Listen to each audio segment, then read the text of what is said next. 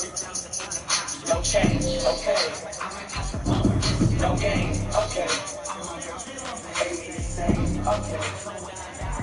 Even all day. Something like that now. Somebody might win it now. Catch me the left touchdown.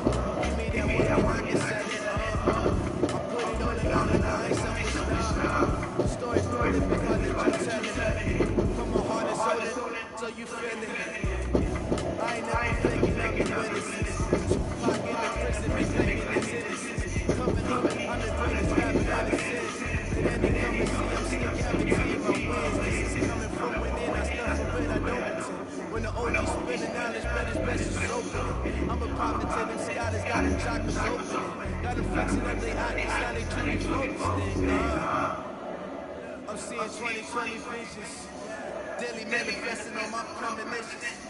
Best to keep it neutral, got my own religion. The brainwash, gotta make your own decision.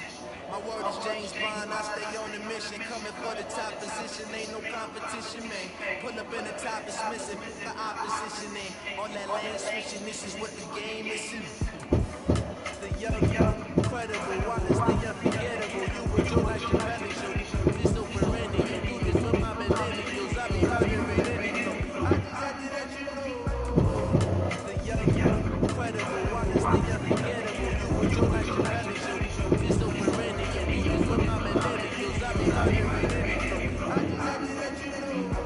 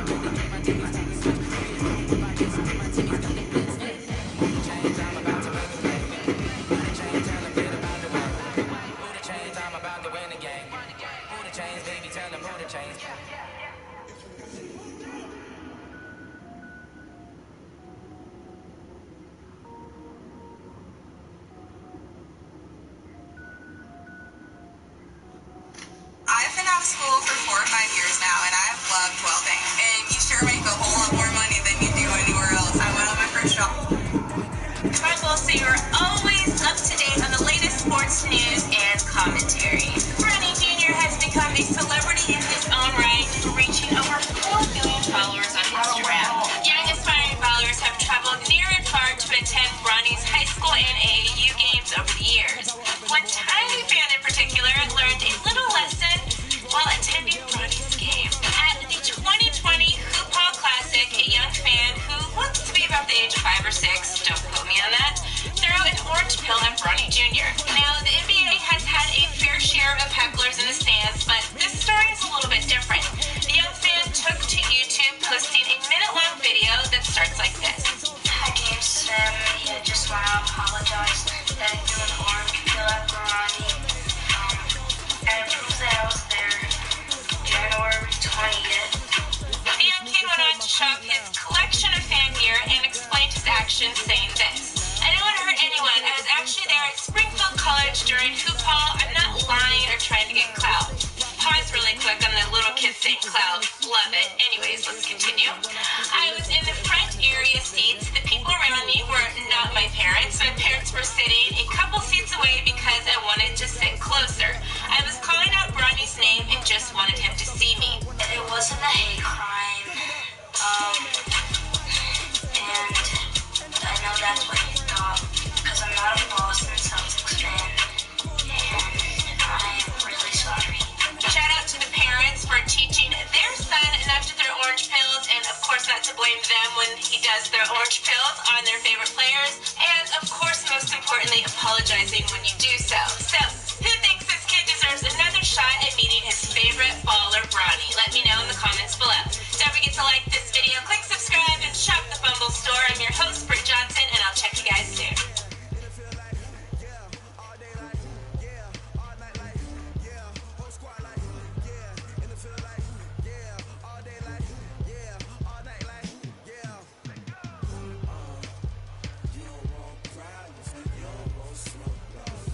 With moderate to severe ulcerative colitis or Crohn's, your plans can change in minutes. Sierra Canyon and Cole the Sixth ready to match up, and look who just walked in. LeBron James is here. The Lakers play the Celtics in Boston tonight at 7:30. But this afternoon, LeBron will check out Bronny. Bronny has this microscope as a freshman, and the way he handles it, the poise that he carries himself with is impressive. Very impressive. His microscope is 100 times bigger than any other high school player in the country. We mentioned B.J. Boston, headed to Kentucky, one of the best bucket getters in the senior class. Yeah, he's so creative off the dribble. John Calipari, the head coach of Kentucky, here on the baseline. On the other side, you have a point guard headed to Duke and Jeremy Roach. Sierra Canyon's first bucket. High floater, no, from Nasir Doug McDaniel. Harold Hughes, 7-3 from China, the rebound. Amari Bailey on the run. And B.J. Boston lays it in. The future Kentucky Wildcat. And here comes Bronny James.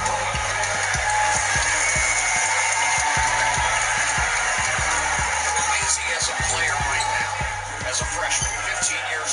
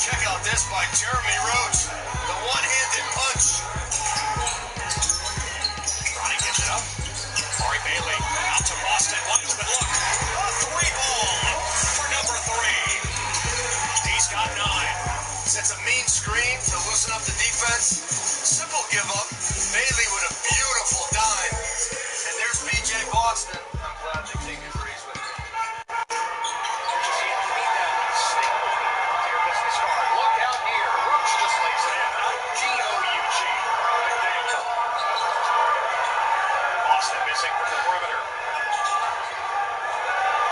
Roach, off the window. Oh, the sixth is in front. Roach defended by Bronny. Good job by Bronny staying in front of him. That's a tough cover. Jeremy Roach is as quick as you can find.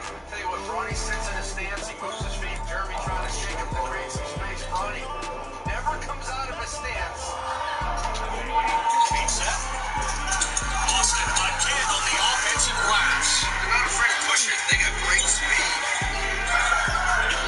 This is a team that is unafraid, to say the least. Coming up with another steal. McDaniel with the layup. A 6-0 run in the first minute of the third quarter. Zaire Williams. One-legged fade. That's the versatility in his game. Roach down the floor for two more. Sierra Canyon got caught napping. They are beating Sierra Canyon at their own game. Medically cleared to return to team takeover this summer. But program director Keith Stevens said, no, I'm not going to risk it. One in the black, Jeremy Roach. How about the way he just gathers it and then gives it up? He's got great passing vision. There's hard questions every game. I'll give you an answer. One ball. That's why you're here. Let me finish this evaluation today, will you? Look at that crossover. Come on. Oh, into the lane. Off the side of the backboard, William Page. Oh, that drive. Big kick. It's high level. Nice. Harold Hugh. Little stuff. Tap ahead, LeBron. Hugh with the jam. Harold Hugh. Nice catch gather and a strong finish. Left no doubt. LeBron over the fall. 7 to shoot. 5-second difference. Shot clock, game clock. Roach almost lost his balance. And swings in for three. It's been in defense. All the six has played terrific team defense. H.A. Boston knocking on terror on the offensive glass. Roach with the screen. Guarded by Ronnie. Finding Keels down low. What a feed by Roach. How about the split? And then the dive by Jeremy Roach. Shades. Chris Paul. Williams vacuums it in. Sierra Canyon has numbers. Boston the layup. And one. B.J. Boston will not go quietly.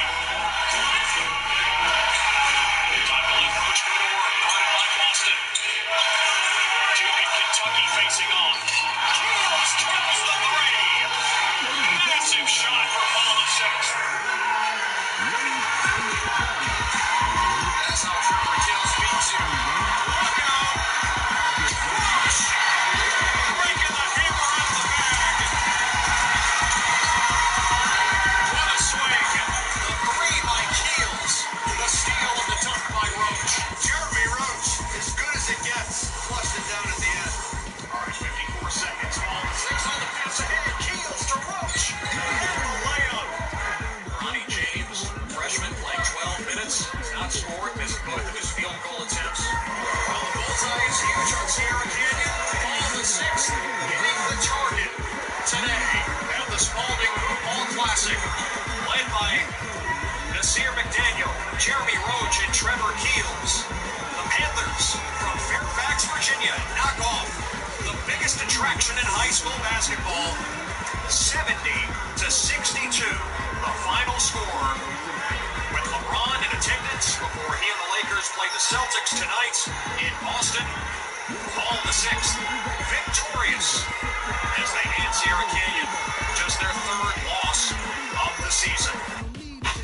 Thanks for watching ESPN on YouTube. For more sports highlights and analysis, be sure to download the ESPN app. And for live streaming sports and premium content, subscribe to ESPN Plus.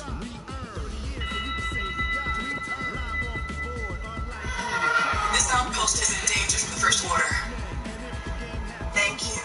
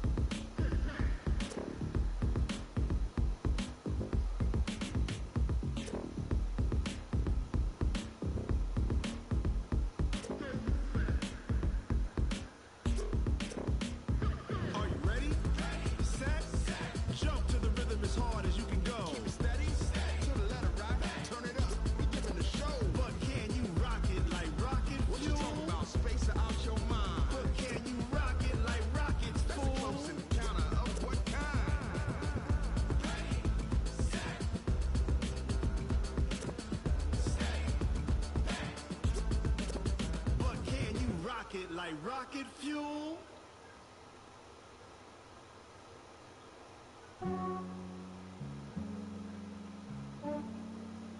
Yeah, I just ran a checkup on myself. Some days I just have to check up on myself. I'm so icy, got that GG on my belt. Thank the Lord for my people in my health. Lost a lot, but I came out with no else. Thank the Lord for my people in my health. And I'm fine as hell from my head down to my nails. My man tripping cause I got another cell. He still buy me YSL. I could get it by myself. These I could get it by myself. I could get it by myself. These I could get it by myself. I'ma get it by myself. Yeah. Feel like Ginger from Casino. Now that I'm banking with Chime, I get paid up to 2 days early with direct deposit. You do? Yeah. First lady of the mafia, first lady of the riot, you already know we in here. What's up? You tell me, huh? You tell me. Shoot. It's day 2, you know. Royalty over. Stress is over. It's done. Shout out to you. Thank you so Shout much. out to Geechee, shout out to Miss Rich, shout out to Cortez. Great fucking night for y'all. Great. I'm gonna say a big night for you. Because you got to, like Geechee told me, that he wanted to let you shine a little bit too. You know what I mean? And he gave you that, and you took advantage of that too. I had to. Yeah. But I had to because he gave me so much. You know what I'm saying? So I was like, all right, let's get these rounds. Let's do this. You're gonna have your partner third, and I'm gonna take over the rest. So getting those together and like just trying to make it work. And I'm new, so it's like I'm still learning how to battle by myself, let alone with somebody else. So I'm just happy it was my brother out of anybody because that was like a lot easier to do than like look at somebody grab it, So. Right. Now, I told him, I'm a 2-on-2 fan. I like the back and forth. I don't like the 4-bar, 8-bar, 10-bar, then you go. Okay. Type shit. You like the DNA K shots. Period. Like, for me, if you're gonna do a 2-on-2, then I need to see that chemistry, and I need to see that flipping the ball. I don't like that. That's not my style of 2-on-2. I like the 2-on-2s like, you're gonna do the back and forth period throughout the round. It's just gonna happen naturally because it's 2 people, so you're gonna end up settling it. You know what I mean? But to do that the whole round, all 3 rounds, that's crazy. It becomes repetitive. We saw that in NWX versus EFB. They had NWX had the back-to-back. That's what they good at, EFB had back-to-back bars. He do his thing, he do his thing. Okay. Yeah, you show your style, let me show my style. Now we show our style. You know what I mean? Like, it's just really showing versatility, whereas 1 fish, 2 fish, 3 fish, 2 fish, big ass cutty back. Good fuck. Like, you know what I'm saying? Like, so I just like that because it actually lets me show myself, lets him show himself. Because some of my fans are there for just me, some of his fans are there for just him, some fans are there for both of us. So I feel like we were able to give them a little bit of all of that. Who's won and why? I feel like it's 2-1 either way. I do feel like it's a preference battle. I feel like it's a preference battle because our styles are so different. The way that they rapped was so different from the way that we rapped. What their mission when they came as a 2-on-2. Motorcycles around here. It's a busy place. We in here. But basically, I feel like their style and what they came to accomplish as a 2-on-2 was totally 360 of what our style was and what we came to accomplish as a 2-on-2. So I just think it was a huge style clash. So I couldn't really be mad.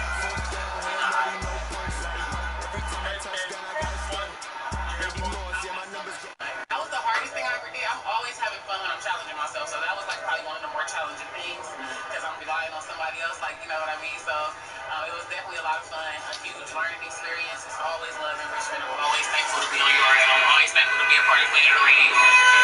With our newfound relationship, so much respect between the both of us, so. First time on Queen of the Ring. First time, yeah. And it was good business. Shout out Devo, shout out Bap, shout out Vague. Like, I have no complaints. I don't know what these girls talking about. My business was taken care of. It was professional. We got the content out, and I'm still having fun day after. Now one thing I do, there's a lot of black clouds over you. Like, people like you, people don't like you. I've always liked you, and the one thing I've always liked about you is that you just do what the fuck you gonna do. And there's no disrespect to Queen of the Ring, but you actually been out here doing what you've been doing, and actually haven't been on Queen of the Ring. And that's not easy for a lot of girls in battle. Why is not easy? We just haven't really seen it. Most females, for them to actually get the momentum that you have, they usually have to be on the point of the ring, at least start over there at some point, or be over there, you know. So shout out to you for that. Like, Thank you. You got a big buzz.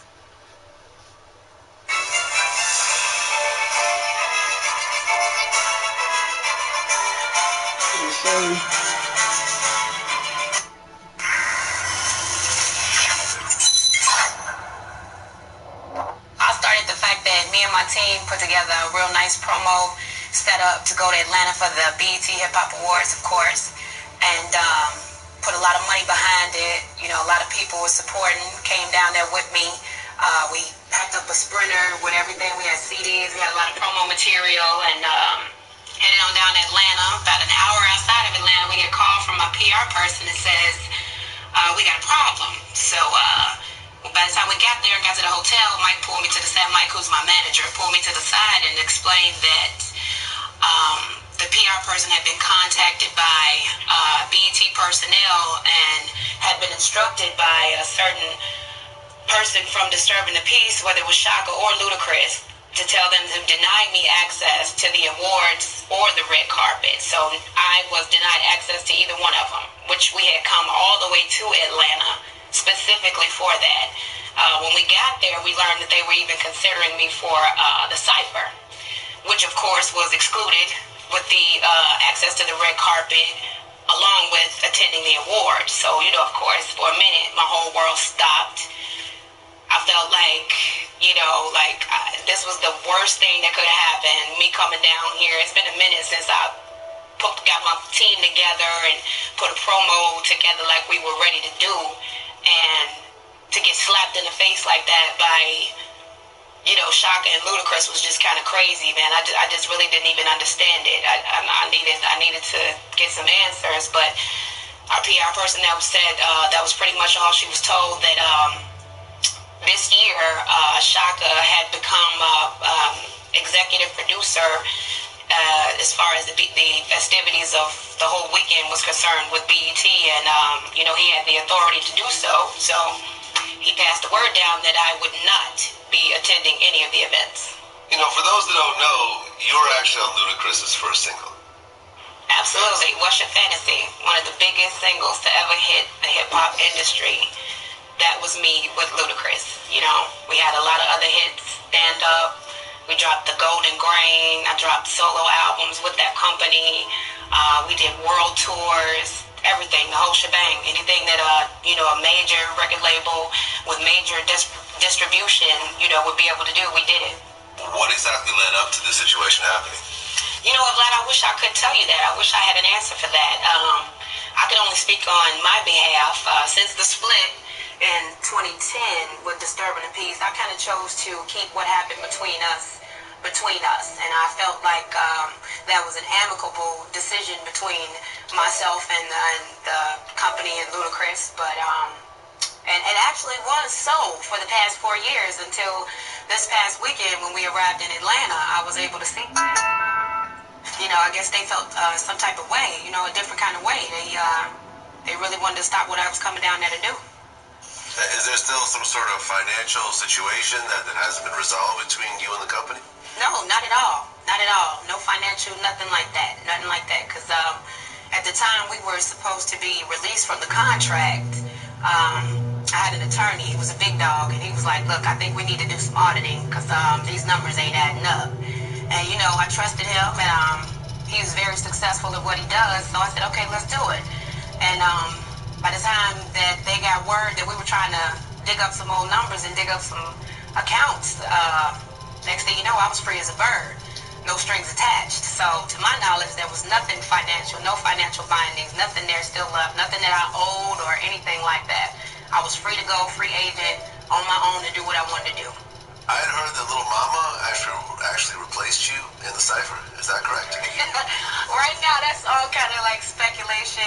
You know, I like Little Mama. You know, I got respect for all the females in the game. So, you know, I don't want to, you know, say the wrong thing. You know, big ups to all the females who were able to participate in the cipher. But, you know, once words starts flowing through different mouths and different ears, it gets construed, misconstrued, any way people want to put it. So yeah, I kind of heard that, but I can't say for sure that that's what happened.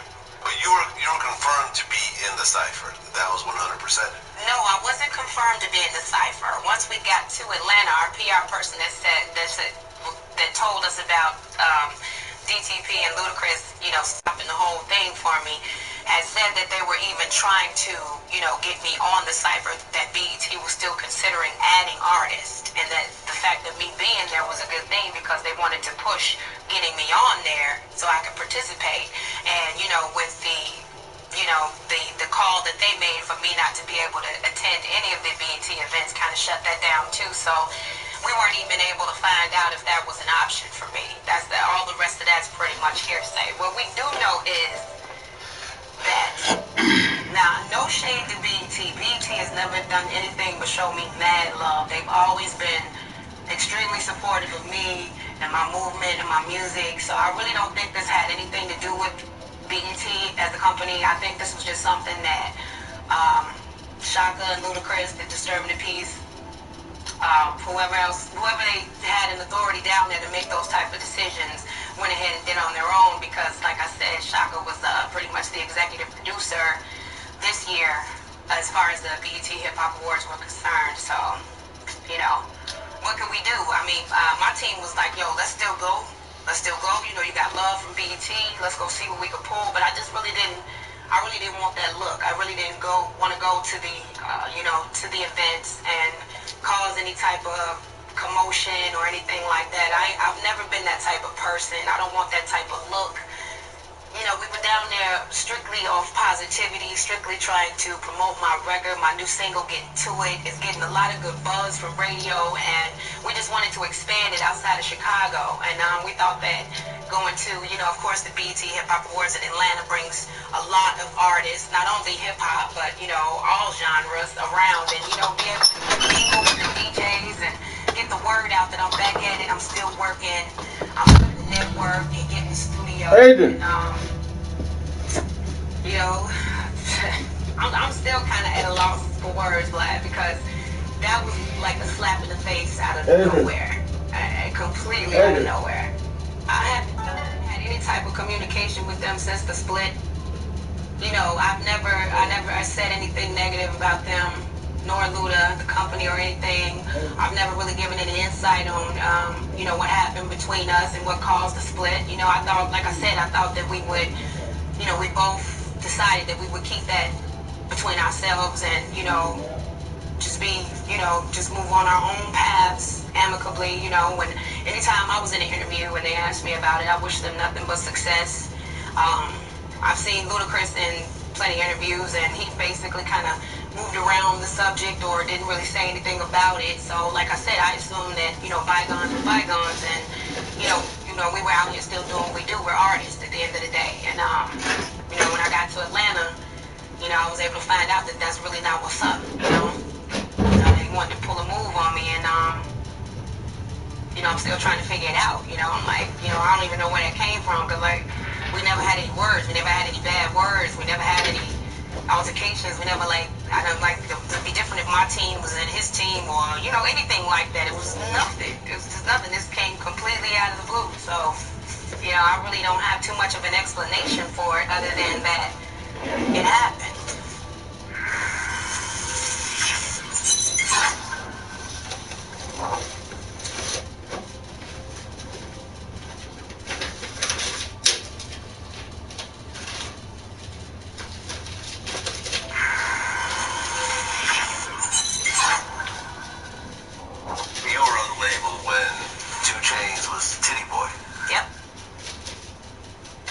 I was with Disturbing the Peace from the start.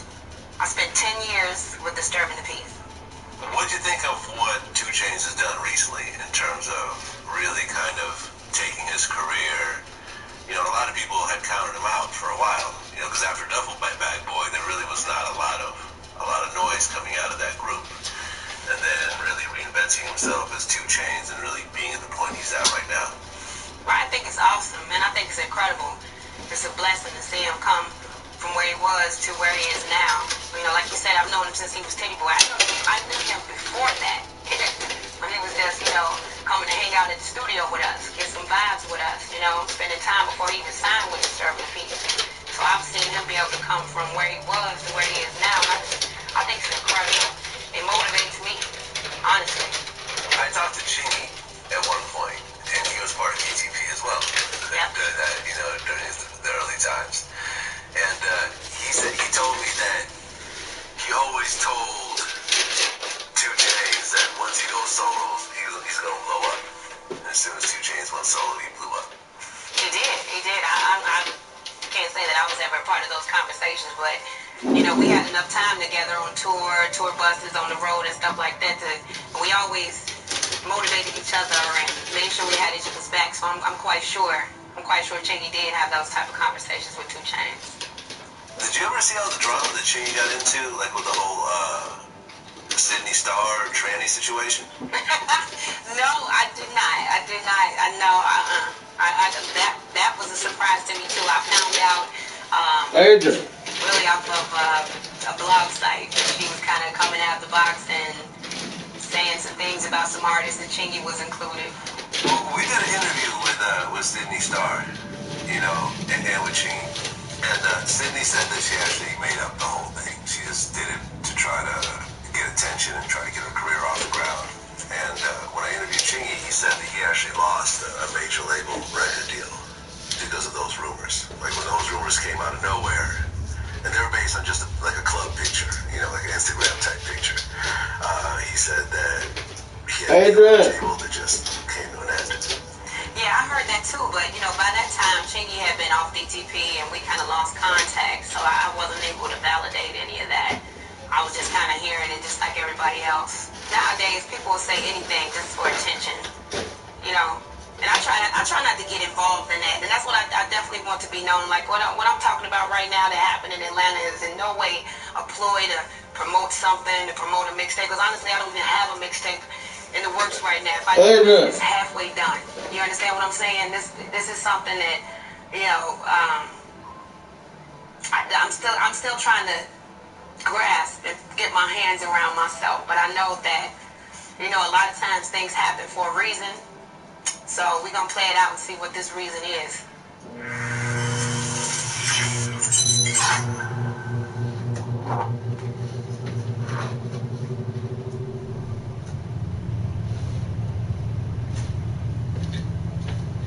Adrian,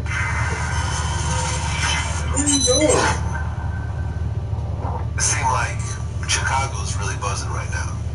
And the one thing that I think is so dope about Chicago is that, you know, I mean, you have the bigger artists like Chief Keef, and like Chance the Rapper, but you have a bunch of other artists that are getting like 1 million, 2 million views that are just like, you know, Chicago artists you may not have heard of, but have real followings.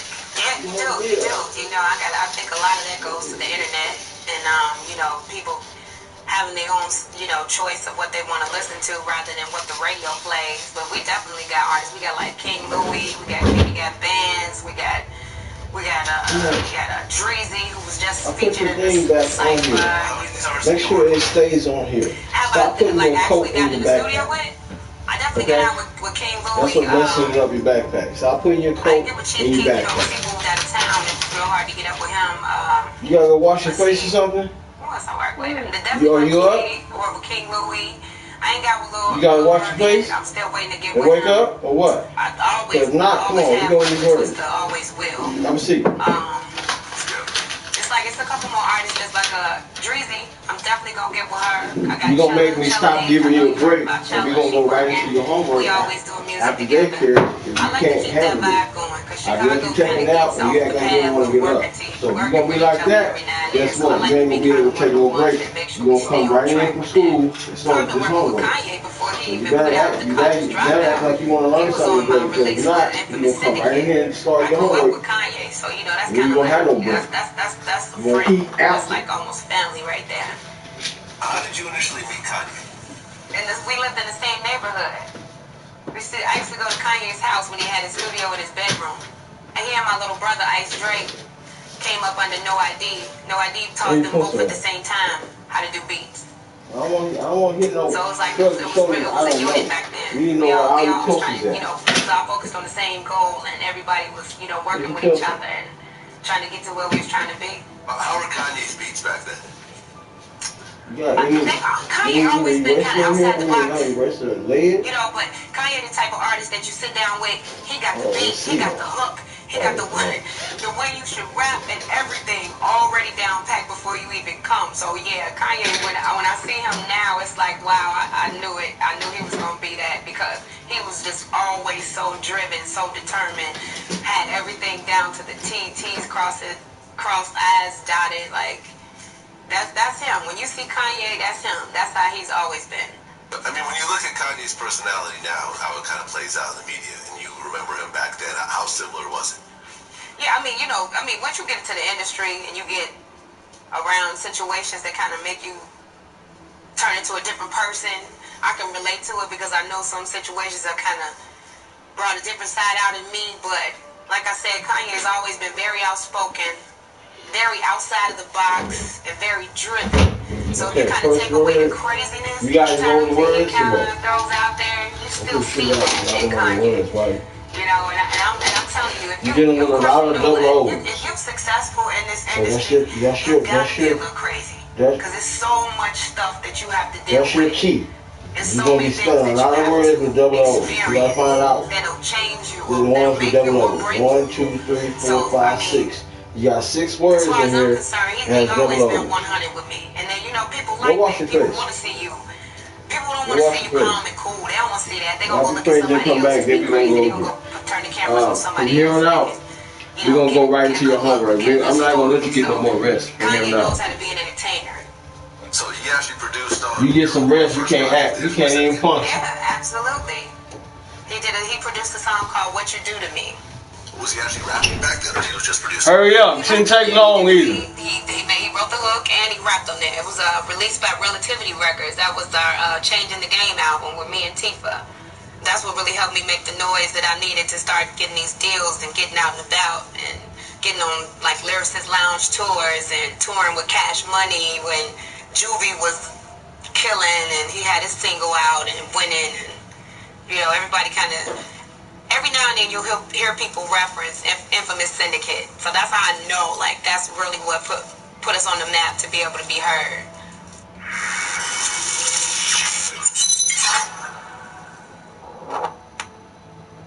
This week only, large 2-topping pizzas at Domino's are only $5.99 each when you carry out. That's why we had to bring in the big guns.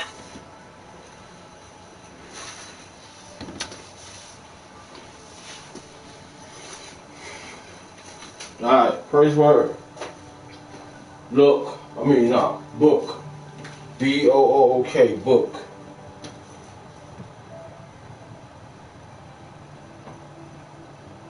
What's the next word? What's the next word? What Nana do all the time in the kitchen? Are you looking at the word? Yeah. What's the word? Cook. What? Cook. You take something, you what?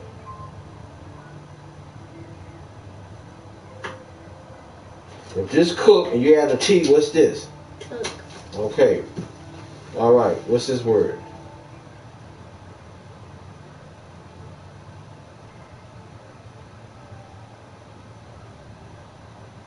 Hood. What's this word? It starts with a W. If this hood, this is what?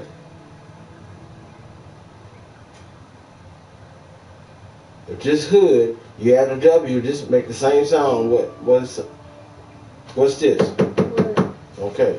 What's this? Word. Yeah, this word last week.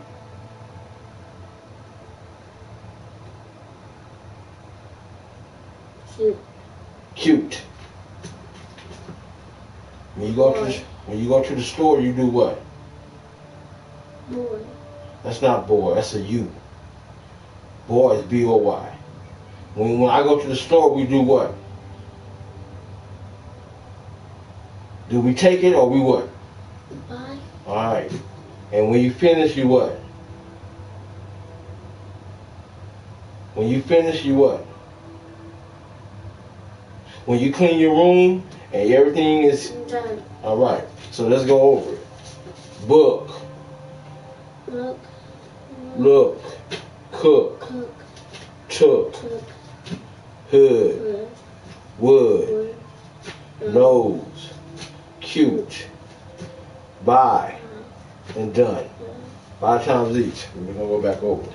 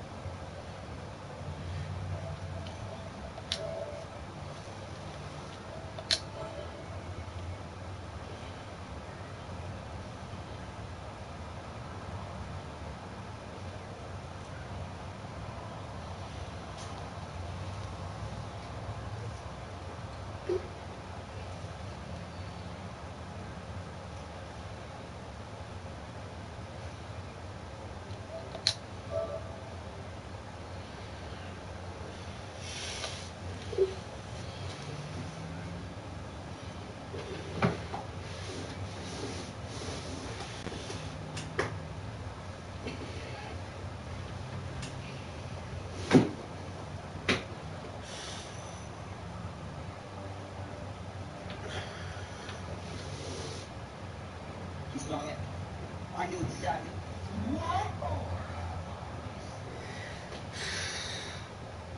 I was not going to be happy.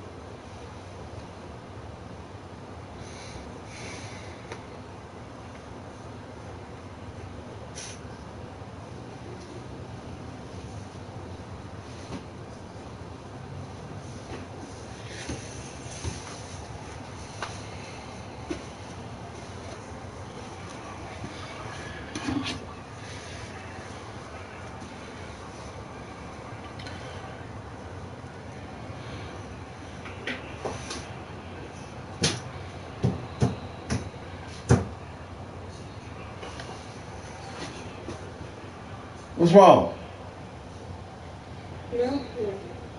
You better change that look on your face. You act like you over there upset and mad. I done gave you food and I let you rest. I don't know what's your problem. You should get your mind, you act the way you look, all that together. Adrian, I'm not playing. Because, like I said, from here on out, you start doing your homework right after you come from daycare. No more letting you kick it and have a break. No more of that. Because that's what I get right here. Nobody don't want to focus, don't want to write, don't want to do their work. So don't even ask me no more. Can you get a break? You get a break after.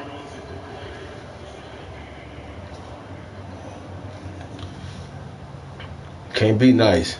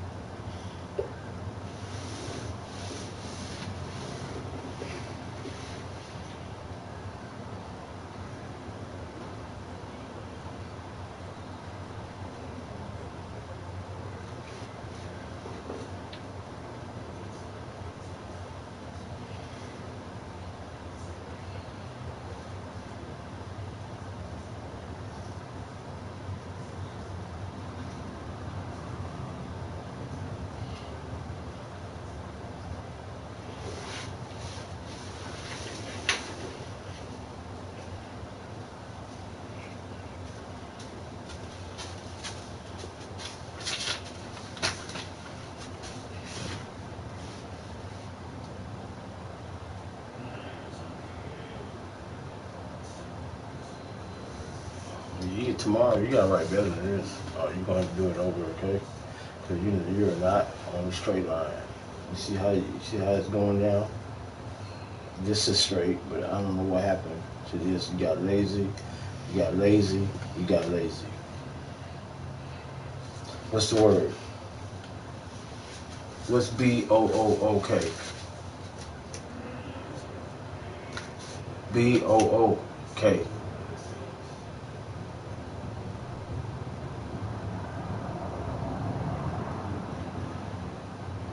What you read?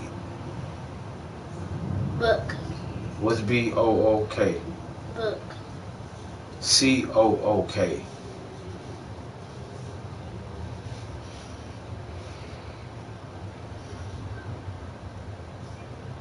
C-O-O-K. If B is book, then C is what? Look. C is look? I think look start with an L, not a C. What's C-O-O-K?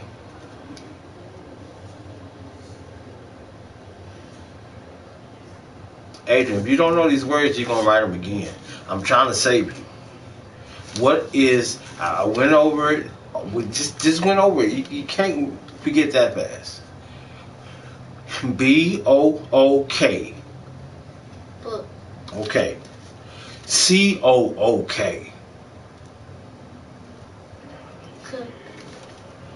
L-O-O-K. Look. T-O-O-K. Took. H-O-O-D.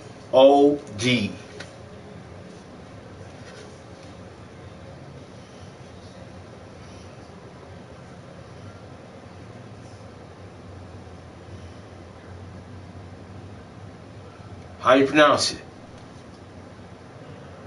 H-O-O-D.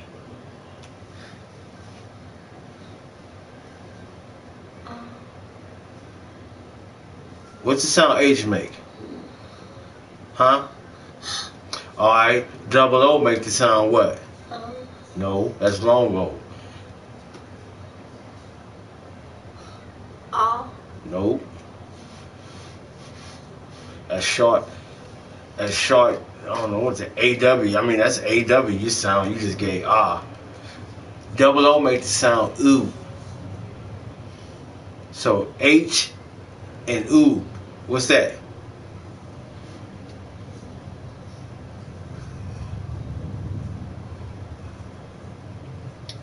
H and O make the sound what? Huh. Add the G. Food. What? Food. No. H-O-O-D. Hood. Hood. Like, don't come in my neighborhood. Hood. H-O-O-D. Hood. Okay. If H-O-O-D make the sound hood, if I add W-O-O-D, what's that?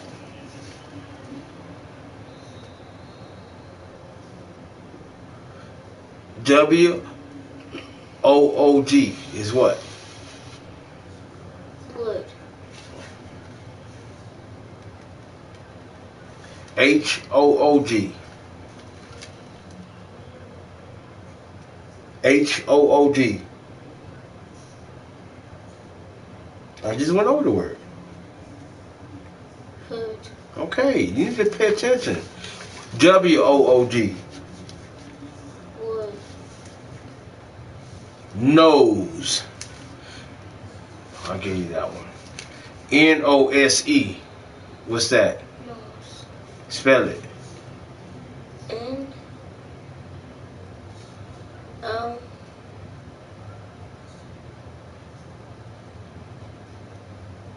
S.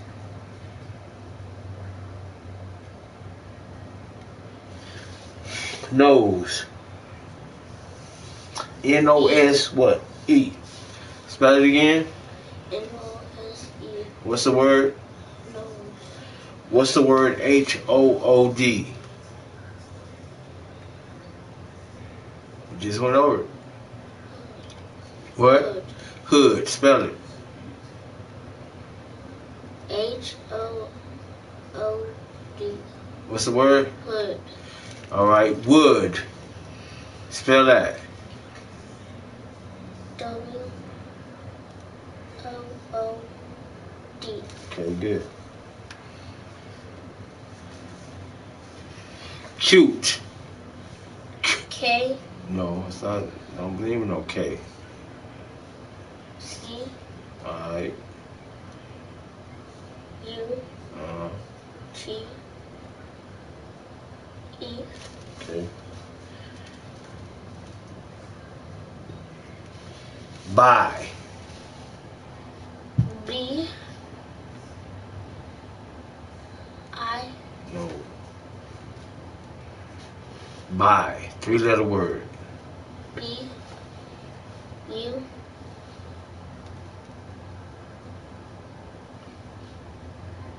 D. Buy. B-U-Y. The U is silent. And the Y is, the I sound like a, buy is a Y. Y is a I. B-U-Y. Buy. You hear it?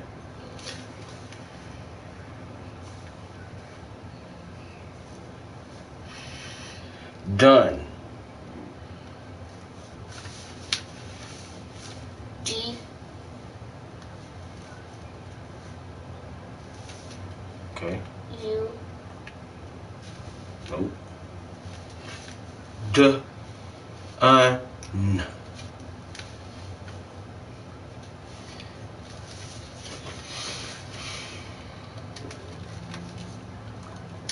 Done.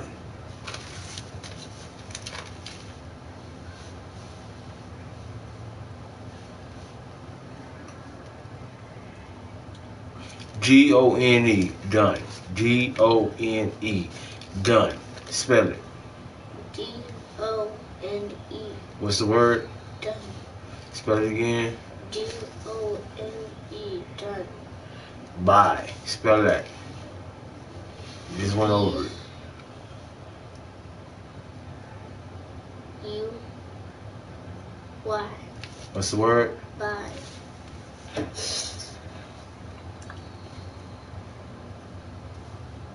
Nose. N. O. S. E. Okay. What's the word? Nose. Q-U-T-E. What word is that? Cute. Spell it. C. U-T-E. Cute.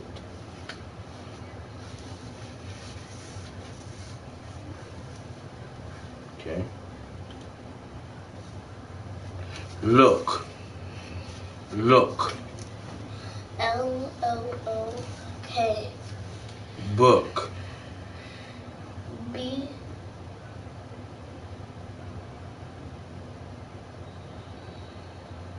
O. O.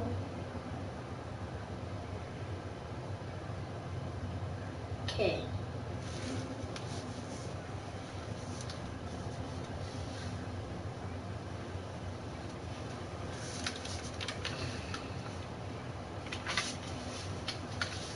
What did I do? Done.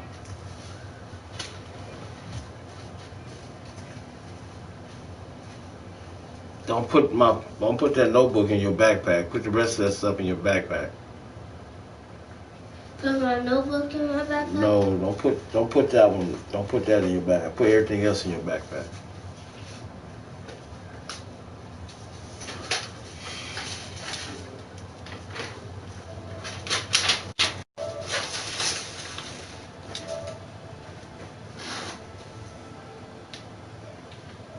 How'd you put that on there? That little zipper. It came off. How'd you put it on? I put it on. There's a little hook. You're supposed to hook it to.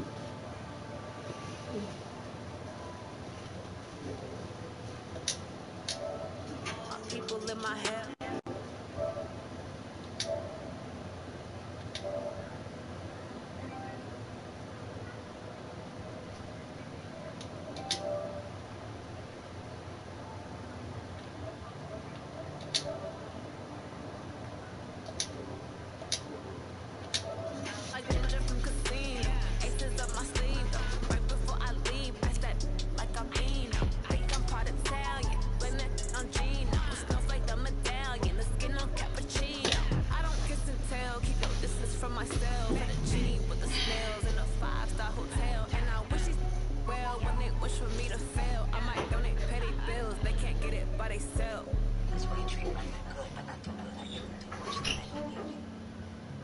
Yeah, I just ran a checkup on myself. Some days I just have to check up on myself. I'm so icy, got that GG on my belt. Thank the Lord for my people in my hell. Lost a lot, but I came out with no else. Thank the Lord for my people in my hell. And I'm fine as hell from my head down to my nails. My man tripping cause I got another cell. He still buy me YSL. I could get it by myself. These I could get it by myself. I could get it by myself. These I could get it by myself. I'ma get it by myself. I'ma get it either way. I don't even gotta say what I want when I want. They just put it on my plate. I could get it right away. Take you through my day.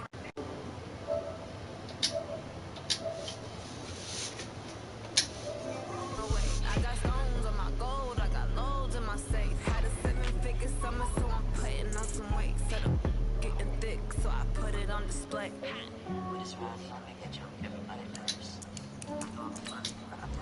Yeah, I just ran a checkup on myself. Some days I just have to check up on myself.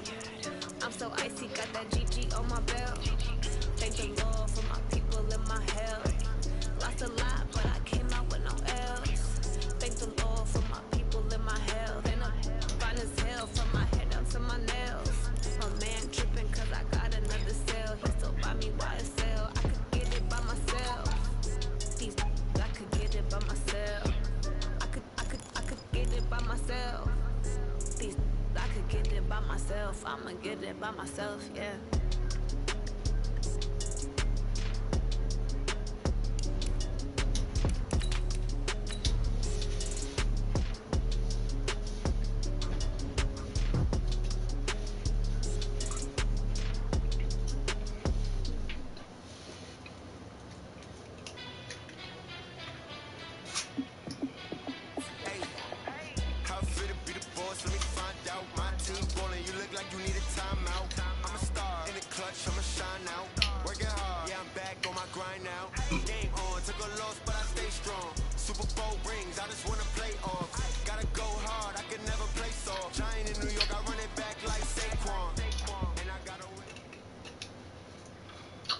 From the site that many call the loudest in the NFL, we are inside Arrowhead Stadium here in Kansas City. Tonight, we've got a good NFC matchup on tap between the Dallas Cowboys and the Seattle Seahawks. Here's the kicker, Jason Myers, to get this one started. And we are underway from Arrowhead. Come on, fellas.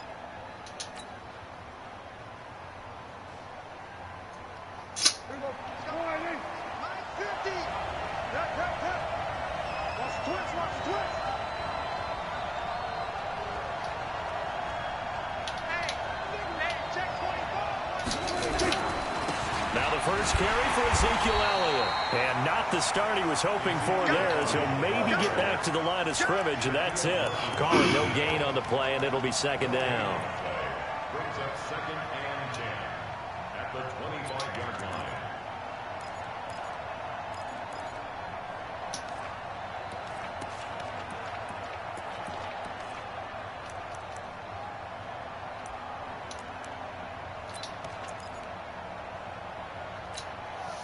Officially nothing on that last run. They'll try again, 2nd and 10.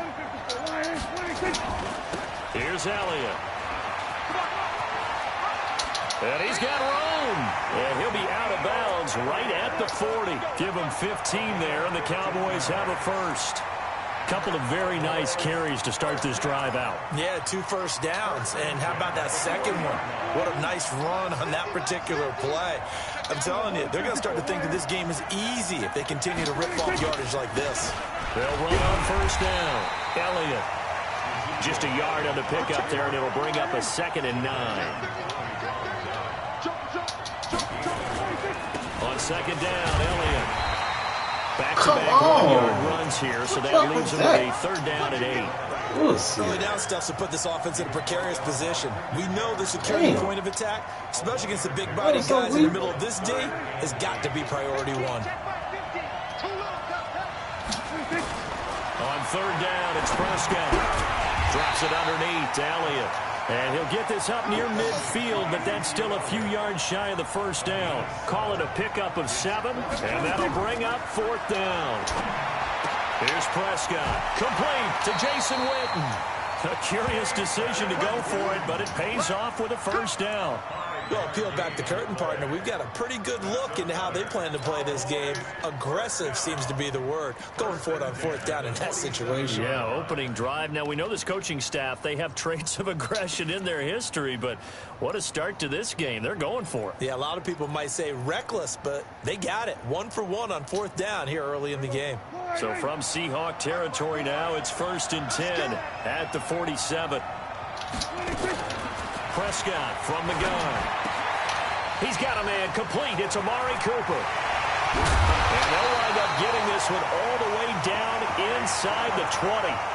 A really good pickup of 28 yards. And let's face it, that what we just saw there, not a surprise, is it? I mean, this is what he does well. And if you don't tackle him as soon as he catches the ball, this is the end result. Big yardage afterwards. Got the speed, the agility, so good with run after catch. And we're only in the first quarter, so they better get a wrangle and a hold on that quickly. Yeah, you're exactly right. And what's really difficult to try and defend him is if you want to press him so that you get him on the ground quickly after the catch, a lot of times. And he'll take it into the end zone for a Cowboy touchdown. Scampering home from 19 yards out. And the Cowboys take it all the way down the field and score on the opening drive. Forbath able to convert the extra point, and that makes the score 7-0. Lordy, we like the party. We don't cause trouble. We don't bother nobody. We're just...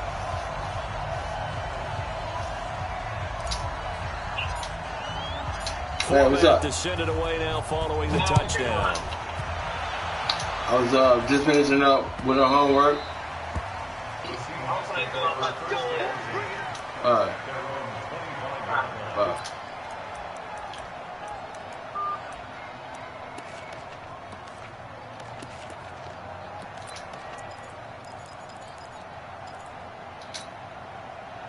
Wilson, the Seahawks take over now, 1st and 10 at their 25-yard line. A first carry now for Marshawn Lynch.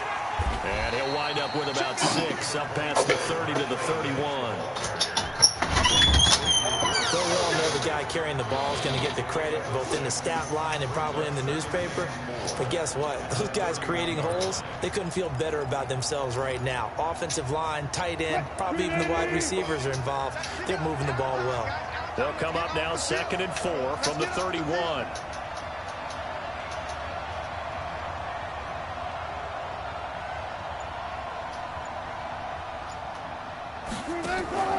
Play action. Now Wilson. Escaping the pressure right. And that's off the mark, incomplete. Appeared to me he was just trying to find an open receiver and got forced out to his right. Had to come off of a guy downfield and try and hit his back. Unable to connect. Should have been an easier throw moving to his right, though. Yeah, much easier, obviously, for a right-handed quarterback. If he was going to his left, a little bit tougher. Exactly. Now they face a 3rd down and 4 after that incompletion on 2nd down. Wilson. That's caught by Hollister. And he went nowhere. He'll lose yardage back to the 29. A loss of a yard, and it brings up 4th. No surprise they decided to throw on 3rd down. A little bit of a surprise that they completed the pass and lost yardage on the play. On is the punt team now as this one's sent away.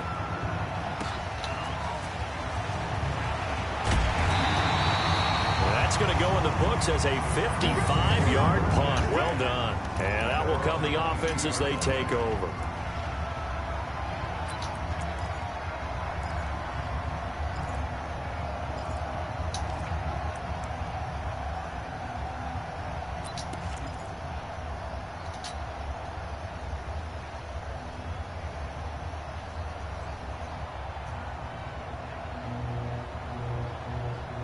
About set for this next drive by the Cowboys offense. And they'll be looking to make this a 2-score advantage. Had the touchdown on their first drive, Charles. Hey, they can get up 2 scores here on the road. That's a heck of a start. And not only have they thought about it, I wonder if they visualized it. I remember playing and they used to turn the lights out in our meeting room and run through a situation like this and say, just think about what it would be like to be up on the road and take the crowd out of it. Maybe they did some of that.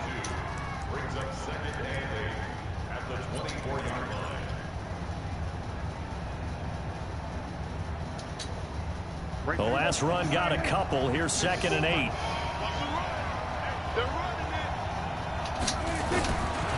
Now Prescott. His throw incomplete. Blake Jarwin, the intended receiver, and it's 3rd down. Pretty nice coverage there, but a missed opportunity for an interception. Let's face it, a lot of these defenders, they've got it all. Speed, athleticism, hands, a little bit questionable.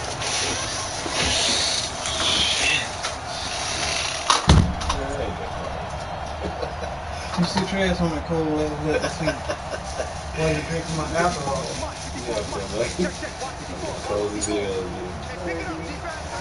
Watch out, man. Prescott from the gun on 3rd. A dump off to Elliott. And he will be marked down short of the 1st as they get to him at the 29. This offense converted once already in this first quarter. They're going to try it again here on 4th down. Looking for a tight end, and it's intercepted. Leave me alone. I'm trying to play the game. Instant negativity come when you come in there. So they go on 4th down. Not only do they not get it, it You get turns my into 6 attention, I'm points the fucked other way. off. Disaster. I'm throwing picks because you fucking with me. Putting your hands on me. See me trying to win the game. We want the ball in our hands and we want it the other way. Probably also instinct wise. If you see a lot of real That's peace and quiet. Every motherfucking time. Can I please play my game? Got me throwing interceptions and shit. Don't blame it on me because you know how to play. Chocolate covered strawberries. Show hands up. About set for this next drive by the Cowboys offense. Back to it after the pick 6. Prescott. Looking for Cooper, and it's intercepted. Picked off by Quandre Diggs. And he'll return this ball across midfield to the 47-yard line. My game so Cooper was the intended target. Yeah. Oh, shit. Oh, man, this is bad luck.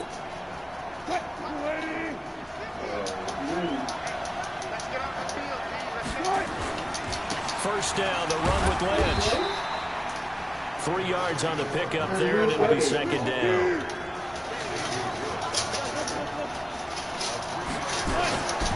From the 44, Wilson flush to his right. He's going to take off. Wilson hit. It's loose. It's a fumble. It's picked up by the Cowboys. With a great return as he gets this ball all the way down close to the 30-yard line. Keep putting that ball on the ground. That's our ball.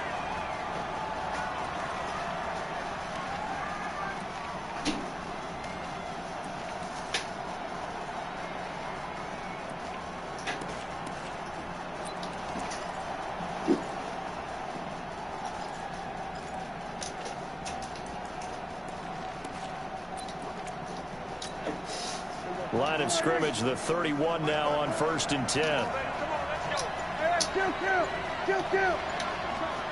Check. Front down.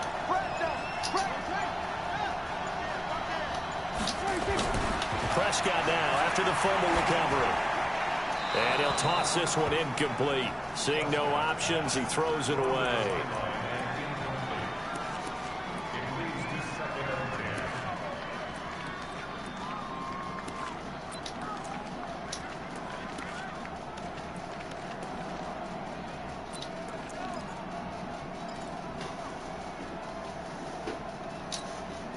They'll come up now with a clock showing 3 seconds to go here in the first.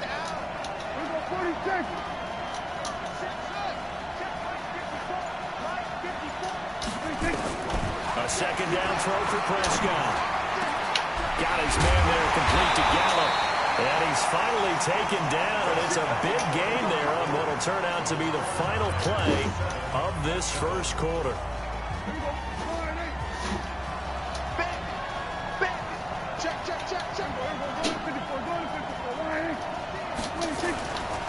They'll try and run for it on 1st and goal. And he is into the end zone for a Cowboy touchdown.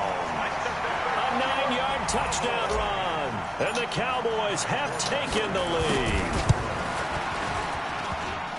Oh, he missed the PAT. No good on the extra point, so a letdown there. And this will stay a 6-point ball game. So with the missed PAT in his rearview mirror, he goes back out to kick this one off.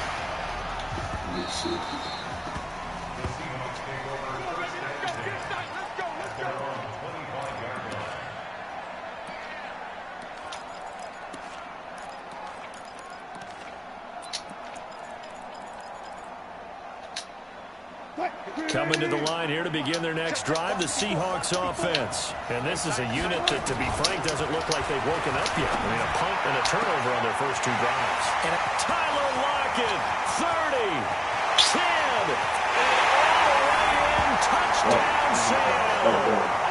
Tyler Lockett, 75 yards. And now they can recapture the lead if they can make the PAT. Not a whole lot to... Just one play.